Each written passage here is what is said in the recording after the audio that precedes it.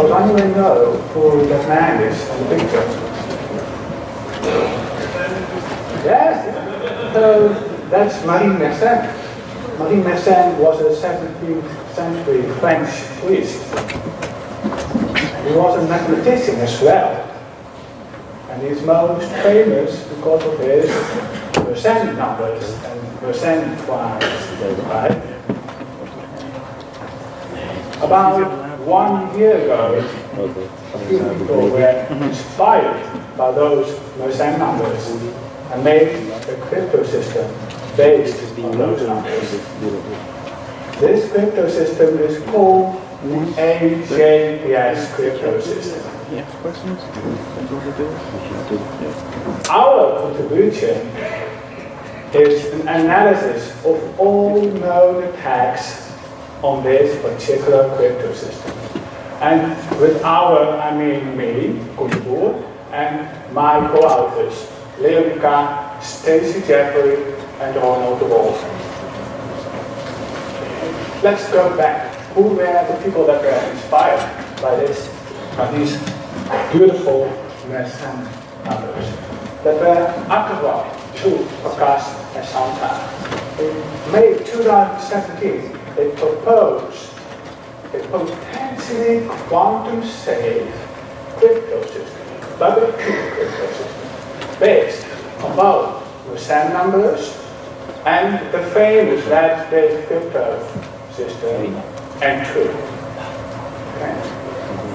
They consider but dismiss both meet-in-the-middle attack and lattice-based attacks. And therefore, they think that brute force attack is the best possible. Within 1 month, Bernard Doordahl gave an experimental lattice reduction attack and gave also an indication of the running time of this attack.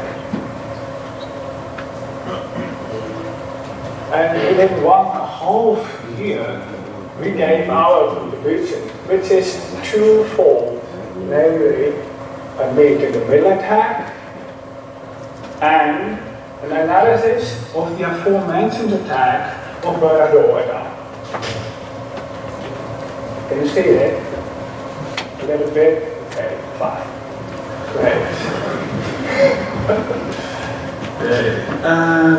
Yes, so I now would like to explain to you what this AJPS crypto system is, how it works. And then I will explain a few things, namely how to generate a public and secret key, and what is the underlying hardest problem. But I won't explain how to encrypt and how to decrypt. Okay? Great. So, what is the ambient space of the AJPS crypto system? It is the integers mod capital N. The capital N is 2 to the power small n minus 1, and small n is a prime. And with any element in R, we can associate a binary string of length n. Okay, just wide binary. And any binary string has a handle as well. Look at the table. So 0 has handle rate 0, 1 has handle rate 1, 2 has handle rate 1, etc. Okay. Set W to be square root of n over 2, 4. And any element in R that has handle rate below or equal to W is considered to be sparse. It is a sparse element.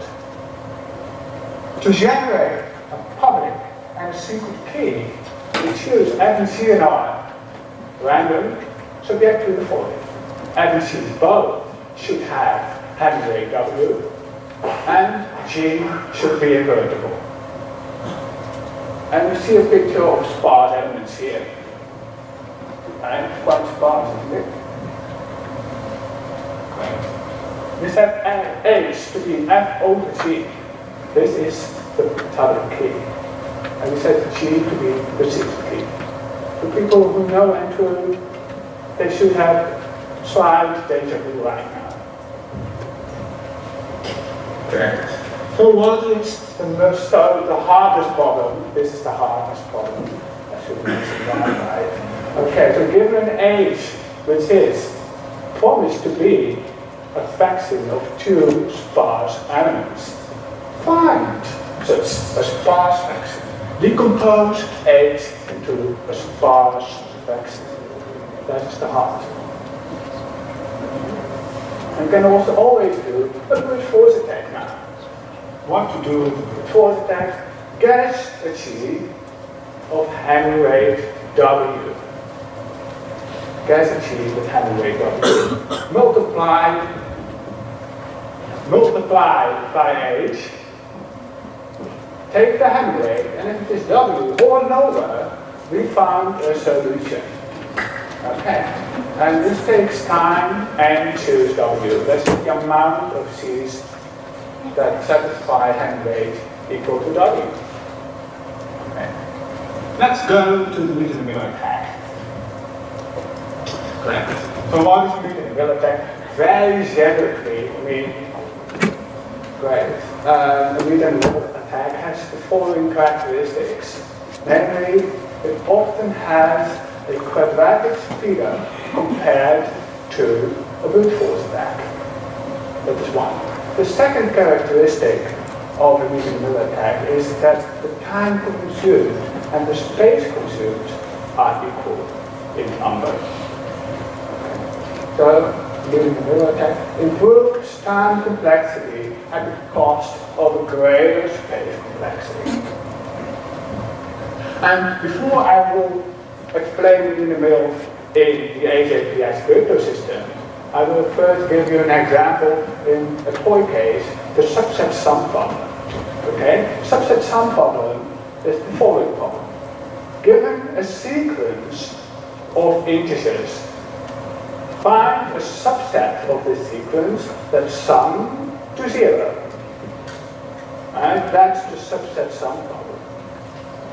And how to apply meet in the middle here? Meet in the middle consists of two parts. One, split stuff into two halves. Two, find a link between those two halves. That is all very generically what the meet in the middle attack is. Okay? Great. What we split in half here are the sequence of integers. So we have the sequence, we split into two. Right. And the solution has a part in here and a part in here. And because the solution has to sum to 0, the partial sum here should be the negative of the partial sum here. Because in total they should be 0. That's the link.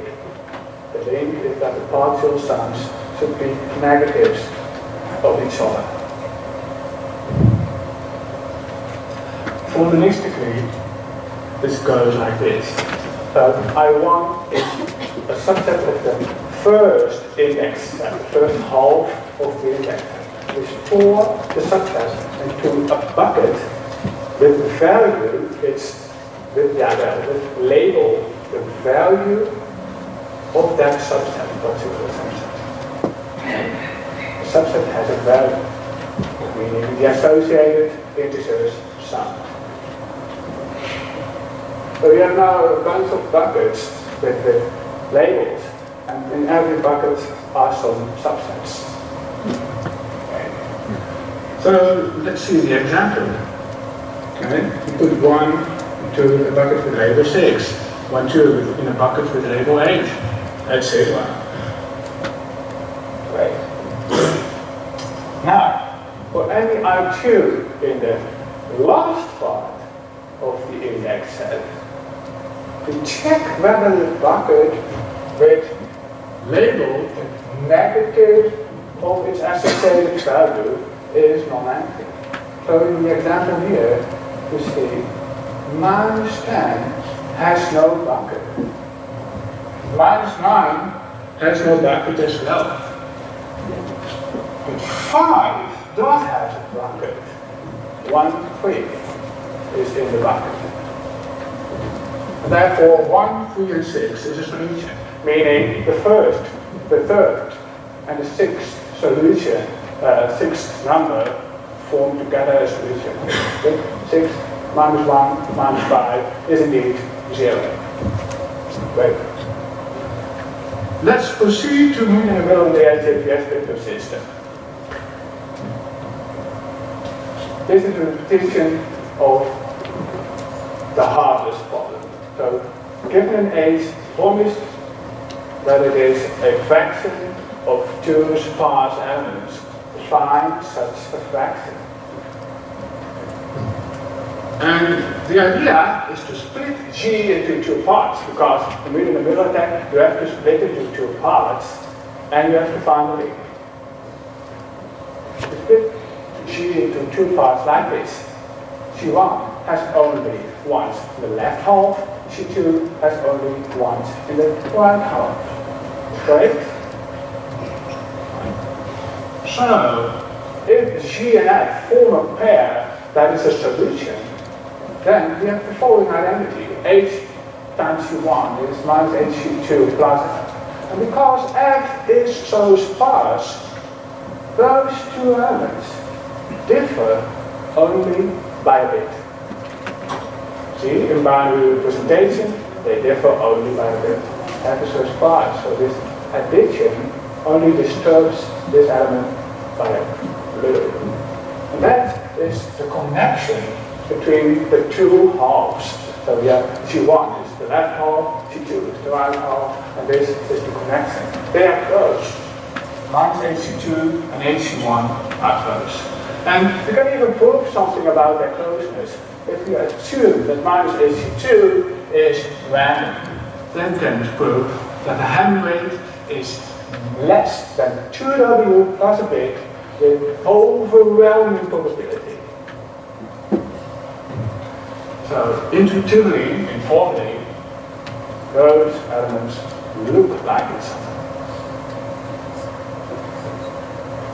Okay, so this is the link. But the link is only approximate. We don't have an exact link. And that will cause problems in a medium attack. So this is the algorithm. The medium attack, but in a naive way. G is split into 2 parts, G1 and G2 as before.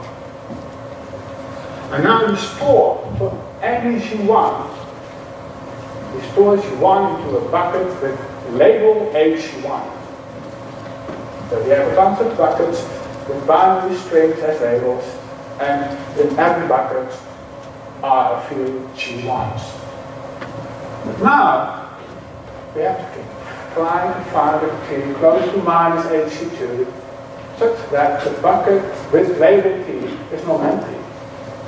But there are so many of those T.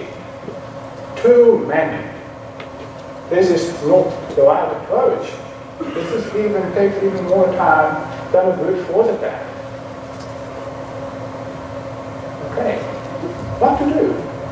Well, doing a trick. What is the trick? Okay, so this is the problem, many T's, etc. What is the trick? The trick is locality-sensitive hashes. What is that? A locality-sensitive hash function has the following properties, 2 properties. 1, close elements should go to the same hash value.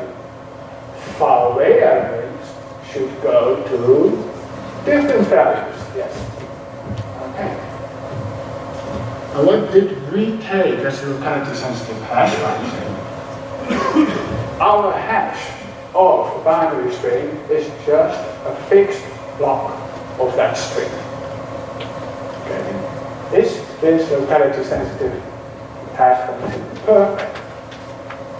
Far from, right? You know. Far from perfect. There are still a lot of elements that go to the same value while they are far away. And close elements don't have to go to the same value.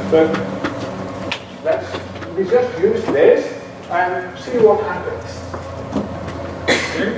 Our hope is because HU1 and minus HU2 are so close that their hash values are equal. Okay. So how to apply mean in the middle? Again, split C into two parts, and now we put C1 into the bucket with label the hash value of HU1. Okay, so we have a bunch of buckets now with label the hash values of HU1s. Looks like this. For all C2, we check down at the bucket with label H minus the hash of minus HU2 is not empty. And if it is, we still have to check whether one of the C1s in that bucket satisfies a solution with the C2 in the loop. Right?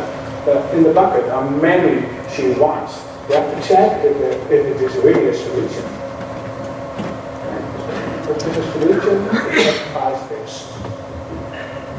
Great. There are a few difficulties, and they are coming from the fact that the hash function is not perfect. Namely, we have false positives. Meaning, in one bucket are a bunch of C1s. Maybe too many. If you have to check on all of those C1s, whether they are form a solution with C2, then running time goes up and up. This is to avoid. We also have false negatives. We can miss the secret key because minus HU2 and HU1 are considered to be far away by our hash function. Our hash function isn't perfect. Okay. They are close, but the hash function can think they are far away.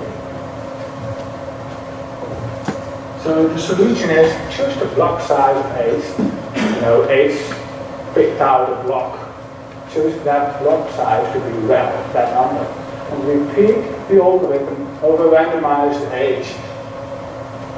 And using some combinatorial heuristic about the bucket sizes, not vary too much, this works. And this breaks the AJPS cryptosystem in time, the square root of the brute force time. Okay.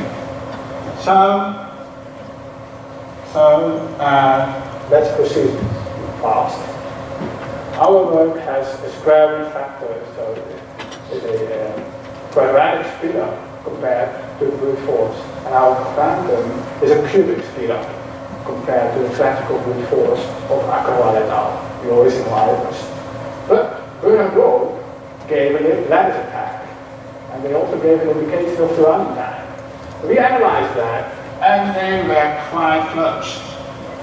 And as you see, the lattice attack is much better than our attack. So open questions. We analyze the lattice attack of Bernard Rowe over randomly chosen keys. Are there specific weak or strong keys against this lattice attack?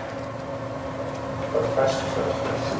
Second, after all, the original authors of AJPS cryptosystem improved their cryptosystem. How secure is this cryptosystem? And the last question is there a way to combine the lattice attack and the middle attack?